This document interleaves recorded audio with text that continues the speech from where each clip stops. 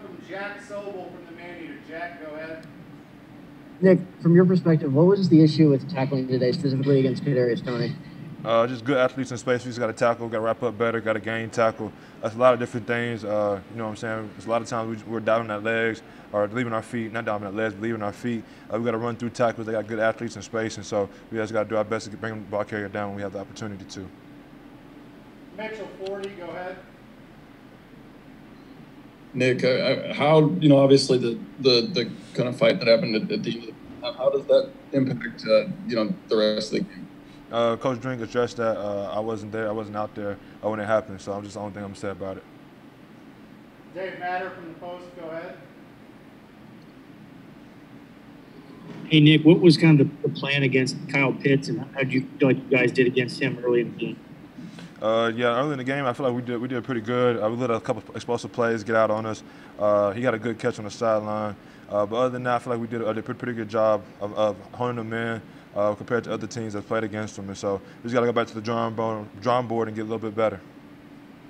Kyle Cannell from the Man-Eater. Kyle. Yeah, Nick, it took you guys a few weeks, but you guys finally got an interception. I know that was earlier in the game before it kind of got out of hand. But as a defense, what does it do for the confidence heading into future weeks to see a play like a pick six? Yeah, it's explosive plays. I mentioned earlier in the week that we needed to find a way to generate more explosive plays, splash plays, to give our offense better field position and get some points on the board for defense. And so, I mean, it's huge for us to get a turnover early in the game, kind of set us up for later on. But, again, we just didn't execute down the stretch enough to win this ball game. Eric Blum from the Tribune. Eric. Nick, in between games with Florida and Georgia, do you think the bye week comes at a good time for you guys? Yeah, anytime you have a bye week, you got a chance to recoup, rest your body, focus in for the next week. And so we're just going ahead and go to the bye week. It's not really a bye week for us. We just got to get better. I'll be playing against Georgia coming in next week, and so that's our mindset going into the bye week. Soichi Terada from the Star, go ahead. Nick, this was kind of a while ago, talking that interception. But how did that turnover road just come about, and did it feel good to finally be able to, bust that out? Oh, yeah. Coach Walt brought it out yesterday for us, and we were excited for it. Driver was the first one to wear, and so hopefully there's a lot of more guys wearing it in the future. Anything else for Nick before we let him go, guys? All right, thanks, Nick. Yeah, no problem. Thank y'all. First one's going to come from Peter Ball from The Athletic. Peter? Yeah, Larry, just what kind of made it so hard to get stuff going on the ground tonight? I don't feel it was hard. It's just, we came out a little flat.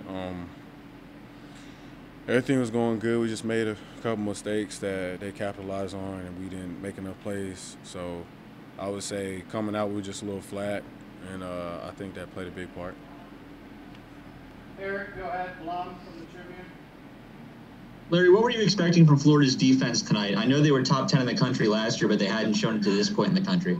This point in the year, I was expecting them to blitz a lot more, but from the linebackers standpoint, but mainly was getting problems from the DNs. So I expected more blitzing, but I mean that's the only thing though. They didn't really blitz a lot. I mean, I had one cap blitz that I picked up, but I just felt like I thought they were going to blitz a little bit more. Max Baker from the Missourian. Max. What was the biggest change, I guess, for preparing from Kentucky and from an offensive standpoint for Florida? It really wasn't a change. It's just their offense was more explosive than us tonight. We didn't make enough plays to capitalize on, the opportunities that we had. We had a fumble that went for a touchdown. We had a missed catch that was going to be a touchdown. But, it just wasn't good enough. It wasn't enough. We didn't play to the best of our abilities tonight. Kyle Cannell from the Man-Eater. Kyle.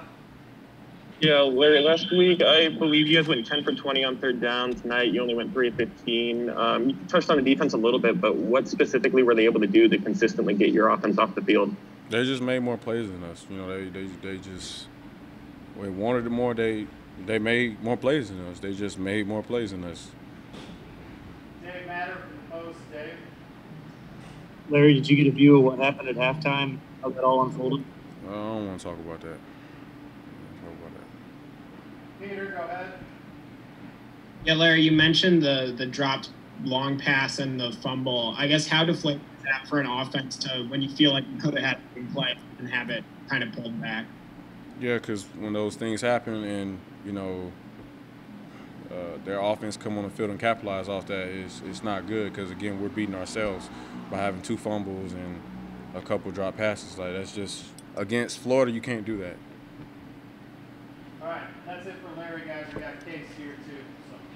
All right, guys, get your hands raised for Case, and then this is going to be it. We got a plane to go catch. So, Eric Blum from the Tribune, go ahead. Case, just how do you assess how the offensive line did tonight? We left a lot of stuff out there. There's a lot of yards and a lot of plays that we left out there. We could have executed better.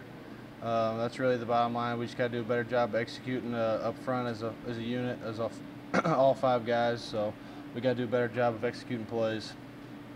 Jack Sobel from the Manager. Jack. You know, Case, after the last 2 minutes of the first half, so you guys lose the lead, and then you had the fight. What was Coach Trinkus' message to the team at halftime? He addressed it. We got it handled, so that's it. Peter Baugh from the Athletic. Go ahead, Peter. Yeah, Case. How was I guess what challenges does changing out the pieces in the line, like injuries, forced you to do this week? What challenges does that pose to the chemistry of the line? Well, you know, it's hard to, you know, when you're mixing and moving around pieces, it's always difficult and takes a bit to get comfortable with the guy you're playing next to. But I thought the guys came in and stepped up and did a good job. But at the end of the day, we just got to execute better as a unit, and that's what it came down to. We beat ourselves a lot tonight, so.